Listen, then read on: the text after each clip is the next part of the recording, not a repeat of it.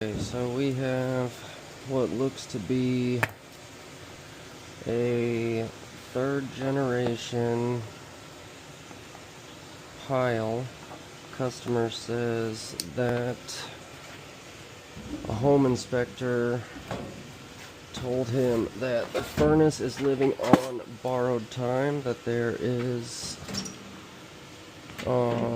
indicators that the heat exchanger is going to be going bad soon. So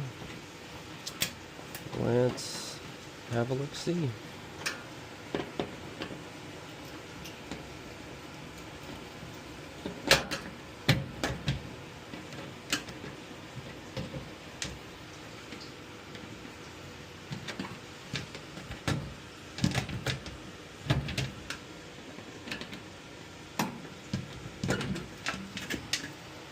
Ta-da! Yikes. Okay, somebody left the old igniter in here.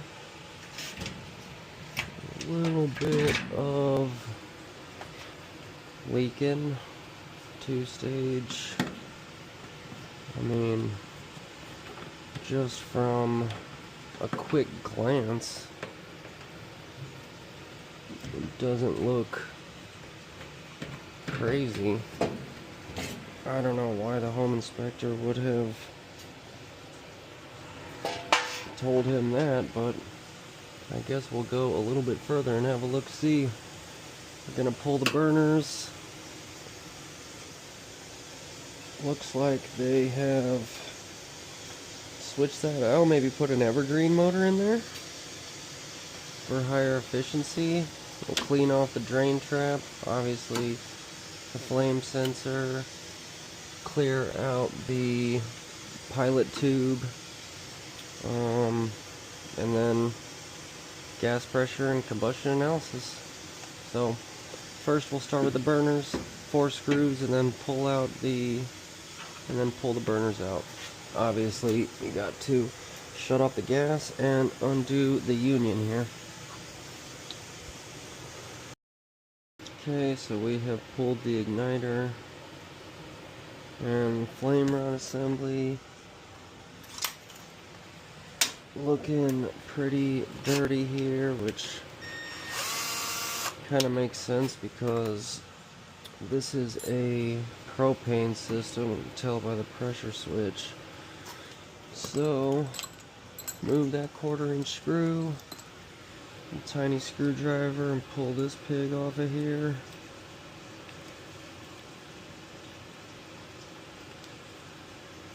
Oh, pull off this thing. Igniter and flame rod will slide right out. Be very careful. We'll use our brass brush to clean off the flame rod, flame sensor, what have you. Ouch. Try not to stab yourself with your brush. Be very delicate. These things are super easy to break, but it does come clean.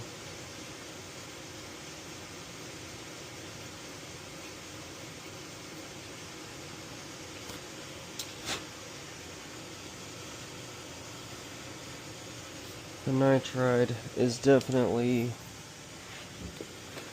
much stronger than the carbide, though. For some reason, somebody switched the igniter out. Looks like it was kind of done prematurely, but not my problem, I guess. Not my decision. And also, go ahead and blow out the pilot tube. Make sure that you can blow through it. Make sure it's not clogged. Inspect the orifice and make sure it's not obstructed in any way. Then we can set this off to the side. Actually, I'll put it back together first. Not backwards though.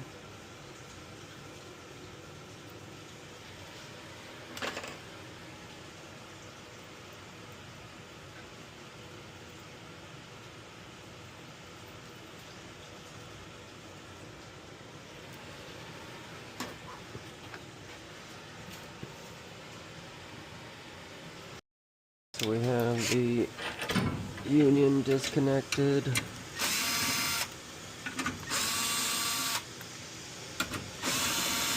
And pop these 4 screws off.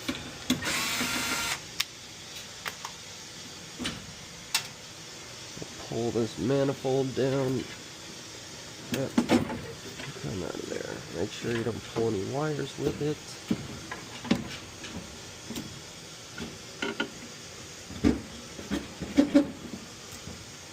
Okay, now check the orifices. Clear, clear, clear. Then we'll pull 2 screws.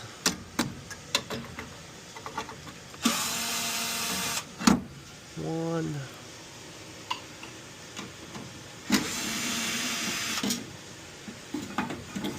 And 2. Look at that. Burners are not in fantastic shape. The propane is doing a number as it usually does on the metal. We'll have a look at the heat exchanger here and see what the home inspector was talking about. There is some rust spots on the outside. We'll take some pictures of those and show the customer, but it doesn't look like there's any holes at this time. But one of the checks that is necessary a lot of the times with this furnace is to come around the back and open up the ductwork in the back and visually inspect the back of the heat exchanger, because typically where this heat exchanger will crack is in these back, the back end of those burner tubes. The fire just constantly making contact with that metal, expanding and contracting and expanding and contracting, and then the cracks will develop. So in this situation, it really doesn't look like a good idea. This ductwork does not come apart very easily, and we have this big thing right here, plus we see the rivets. I really don't know what is going on right here, so we will just take a picture and show the customer from the inside of the burner tubes. Okay, now that it is nice and clear,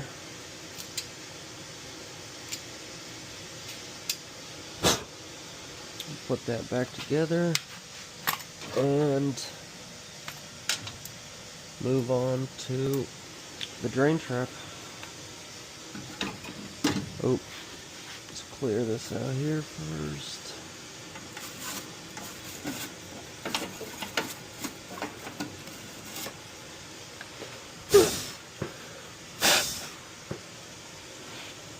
Good enough for me.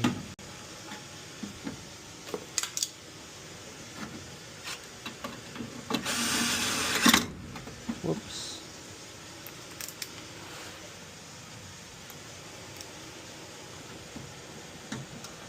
One screw. Two screw.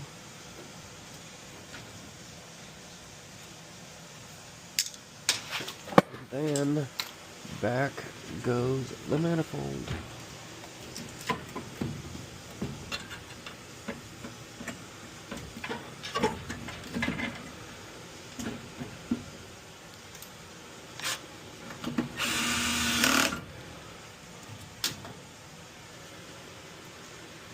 Alright, then we will move on to the drain trap, clear that out, and check. Oh yeah, we also need to put our igniter back. Alright, so we put everything back together here. Now we'll go ahead and remove the drain trap, and that's something in my sock. Remove the drain trap and take her over to the sink and clear it out.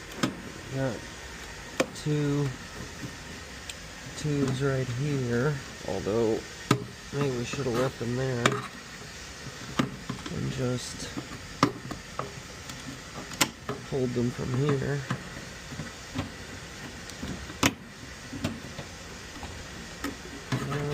This pig is off. Just put that back there. Well, that's okay. Use the clamp.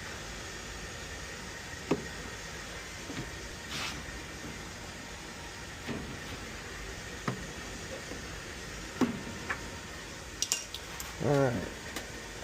So we pull the tubes off the drain. We got one right here.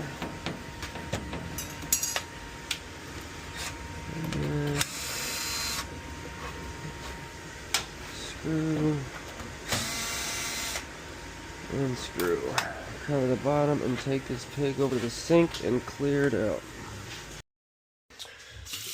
And take it to the sink here. Ooh, massively dirty. Generally, that's not a fantastic sign.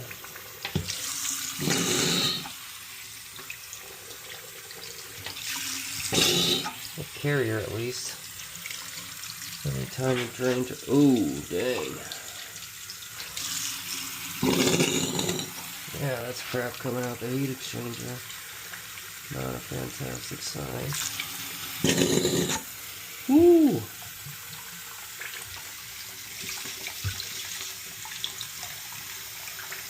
Wow. Oh, wow.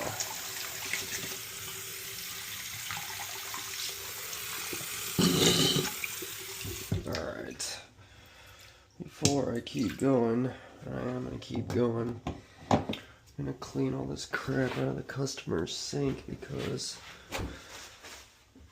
we don't want any of that going down the drain. Hugely ignorant to send all that crap down the drain. Oh Lord. Dang. Coming from the heat exchanger, that's generally not a fantastic sign, although it's also not a direct sign that the heat exchanger is bad.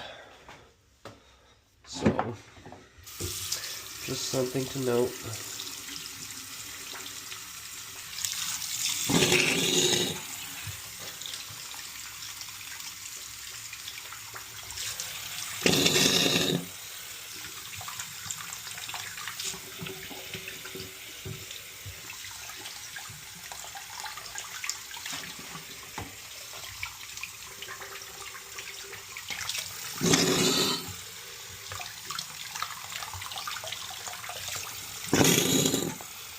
Alright, good enough. I'll clear out the sink, go put it back. Alright, now that we put it all back together, we're going to set up our meters to check the gas pressure and the combustion analysis. So you're going to need an Allen wrench to pull that plug out on the gas valve. Alright, so we're starting it up. The tag says that the inducer's noisy. Doesn't necessarily sound noisy to me.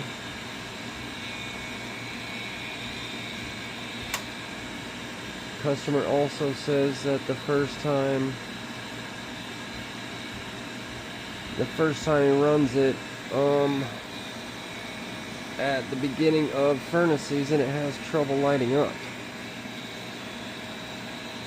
But then after that, it's fine.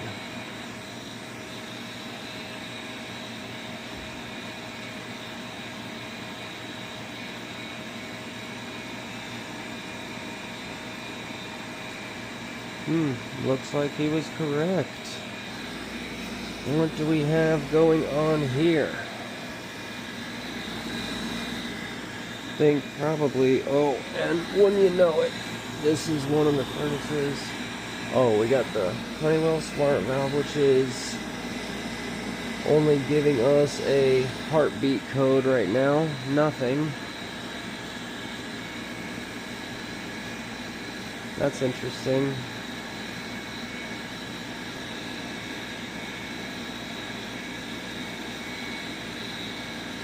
Have a glowing igniter. Are we going to get ignition?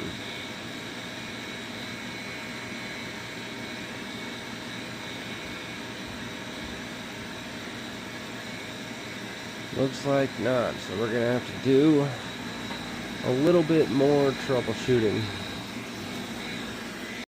Okay, so first thing we're gonna do is go through my whatchamacallit here, my folder of cheat sheets for the Honeywell Smartvalve sheet, and blase in order to get ignition for the pressure switch, and then the fan. Okay, looks like we have a bad Honeywell Smartvalve. Just wanted to go through it with you guys. We have voltage through the pressure switch, voltage,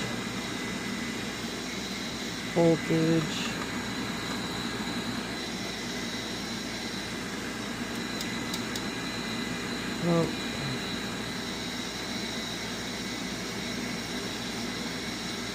voltage, and we also go to the smart valve. 120 volts.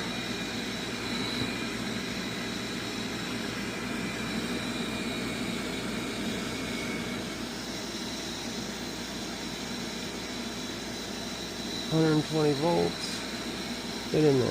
120 volts. And then should also have a glowing igniter. So we got the pressure switches are closed. We got power to the gas valve.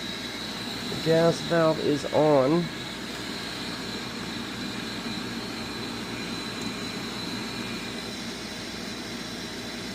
One volt difference, there we go. Power of the smart valve, all this has to do with the, I believe, the fan. But we get nothing. Unfortunately, we get nothing. We also have